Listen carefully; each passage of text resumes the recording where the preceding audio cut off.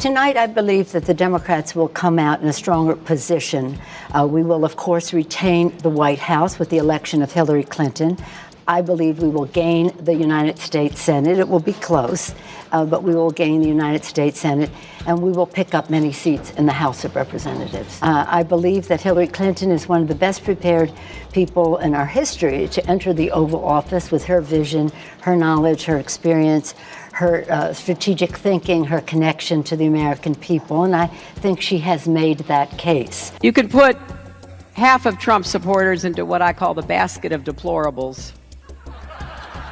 Desperation and hubris. It's Right? all the Democratic Party has left after being shown the door by the American people. Not the Russians, not a majority of racist, angry white male voters, and not fake news. President Bill Clinton quoted in an op-ed piece in the Bergen Boundbridge Record saying this, that a weekly newspaper in New York, about Donald Trump, by the way, one thing he does know is how to get angry white men to vote for him. We know that 53% of white female voters voted for Trump. We know that the black community didn't come out for Hillary. We know that Hispanics actually came out for Donald Trump. And we know that white men came out for Donald Trump.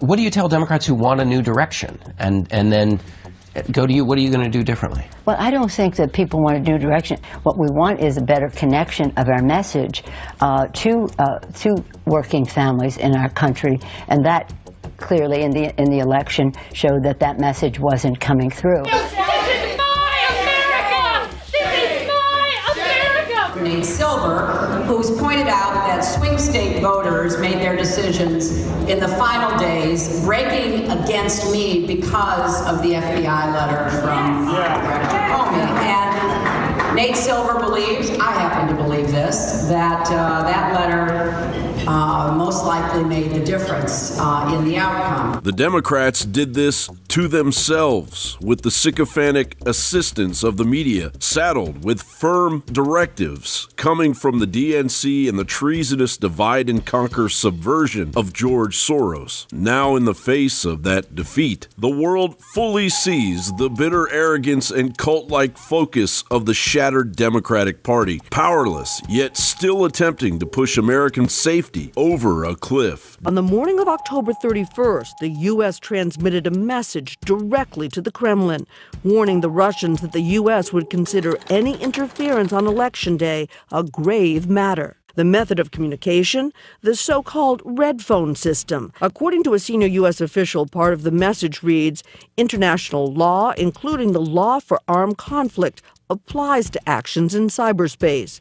We will hold Russia to those standards. National security and public safety are the ultimate policy objectives. Director Brennan said ISIS has an external agenda they are determined to carry out. Another administration official said, I wouldn't put it past ISIS to infiltrate operatives among refugees, so that's a huge concern of ours. Those are not the words of some GOP presidential hopeful.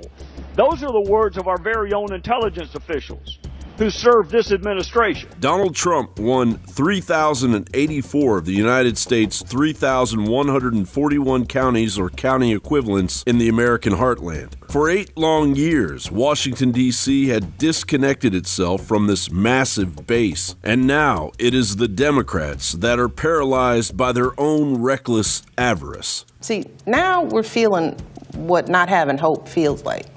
It's like the toddler that bumps his head on the table, and they look up at you to figure out whether it hurts. And if you're like, oh my God, they're crying. But if you're like, you know what, babe, it's okay. It's okay. Barack has been that for the nation in ways that people will come to appreciate. I mean, Russia has been hacking. But let's not talk on top of each other, Christine. The audience, Christine, woohoo! Members of Congress hello. who've seen it can talk about some of it. I'm asking you not to talk on top of me when I'm talking, and I won't do that to you, so that our audience can actually get something out of this interview. But just the way the voters couldn't get anything, and they ended up voting against you, that's what you're doing. You're basically blowing off the audience. John Bound for Infowars.com.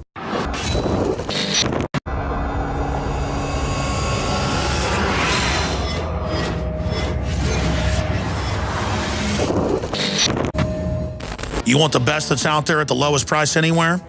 Well, we're bringing you a total win-win.